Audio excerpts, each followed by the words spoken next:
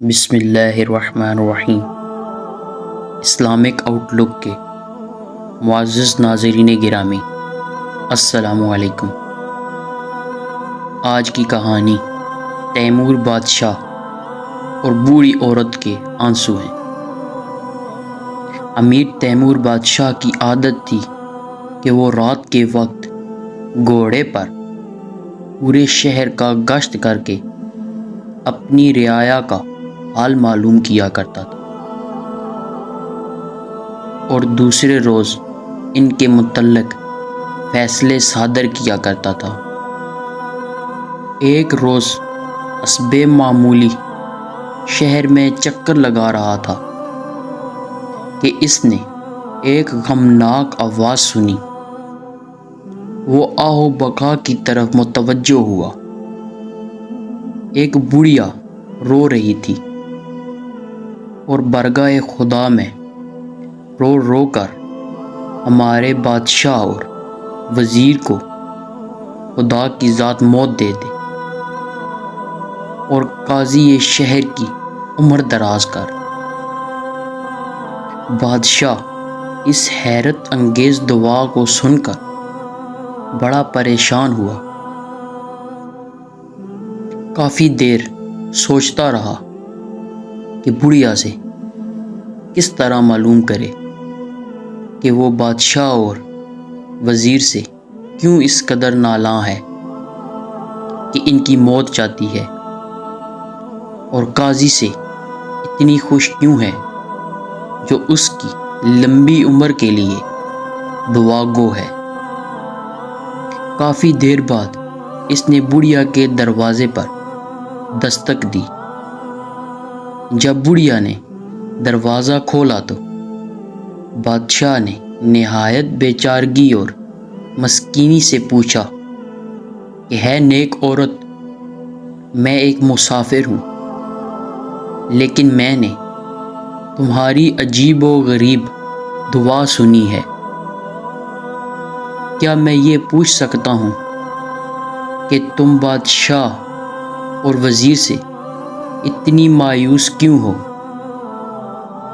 جو ان کی موت چاہتی ہو، اور قاضی سے اتنی خوش کیوں ہو کہ اس کی عمر درازی کی دعا کر رہی ہو؟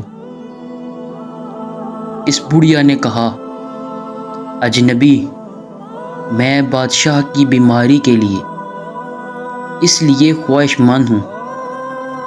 اگر بادشاہ بیمار ہوگا، وہ وافر مقدار میں صدقہ خیرات کرے گا، اور اس کی خیرات سے میں اپنے غریب بھوکے بچوں کی روٹی کا سامان کروں گی، اور ہمارے چند روز بہتر گزر جائیں گے۔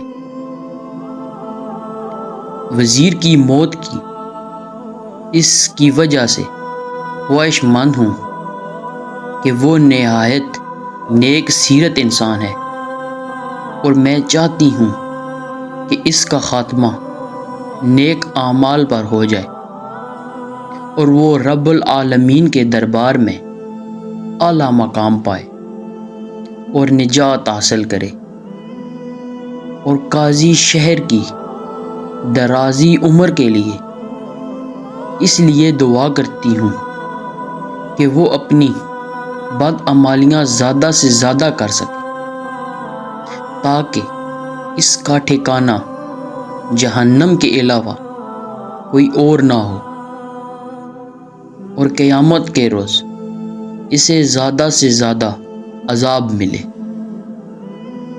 بادشاہ تیمور، جو مسافر کے روپ میں آیا تھا، اب دیدہ ہو کر اس بڑھیا سے کہا، ہے نیک عورت، میں اس وقت تو تنگ دست ہوں، میرے پاس صرف ایک تسبیح ہے، تم وہ مجھ سے لے لو اور اسے فروخت کر کے اپنے بچوں کا پیٹ بھرنے کا سامان کرو، اور اگر وقت نے مہلت دی تو میں تمہاری ضرور مدد کروں گا۔ یہ کہہ کر اجنبی مسافر بادشاہ چلا گیا۔ لالچ نے موت کے منہ میں پہنچا دیا۔ ادھر بڑھیا وہ تسبیح لے کر اپنے ہمسائے کے پاس گئی تاکہ اس کو فروخت کر سکے۔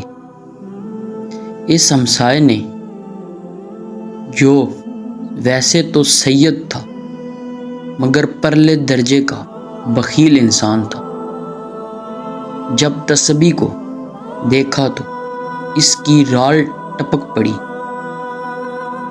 بڑھیا تسبیح کی قیمت سے ناآشنا تھی، کیونکہ تسبیح یاقوت اور لعل و مرجان کی تھی، اور یہ ہمسایہ کسی طرح اس سے وہ تسبیح ہتھیانا چاہتا تھا۔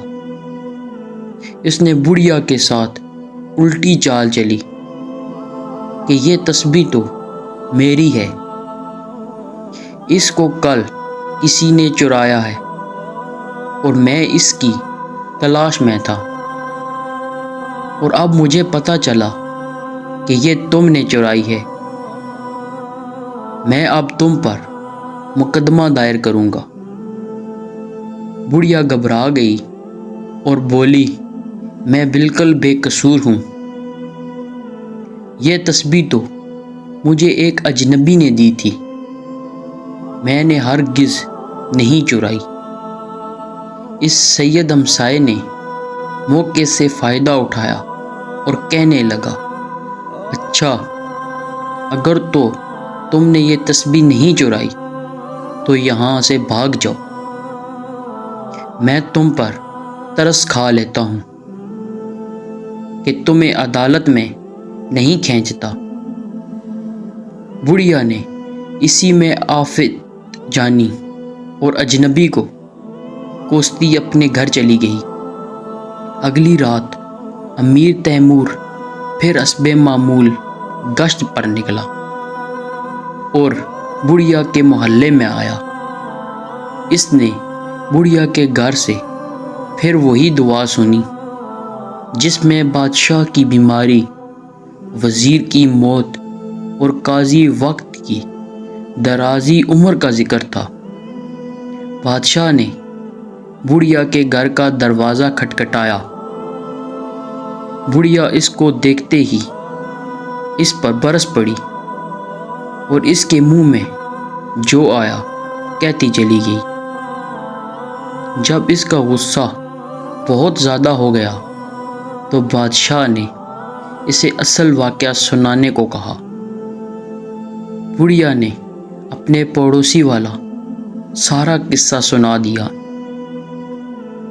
بادشاہ کو بہت غصہ آیا۔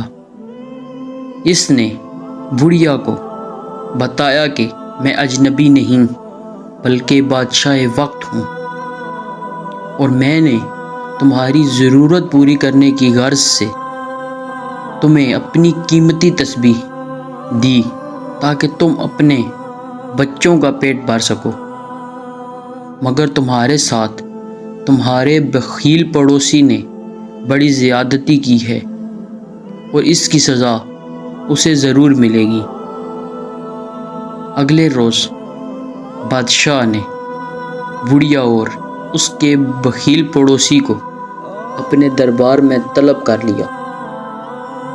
دربار میں تمام وزراء اور امراء اور دیگر مصاحب تشریف فرما تھے۔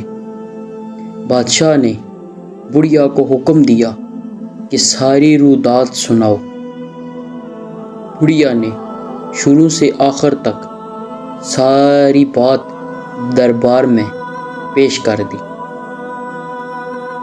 فیصلہ یہ کیا گیا کہ بڑھیا کو خاطر خواہ انعام دیا جائے گا، جس سے وہ باقی زندگی آسانی سے گزار سکے اور اپنے بچوں کی بہتر طریقے سے کفالت کر سکے، اور اس بخیل ہمسائے کو سزائے موت سنا دی گئی۔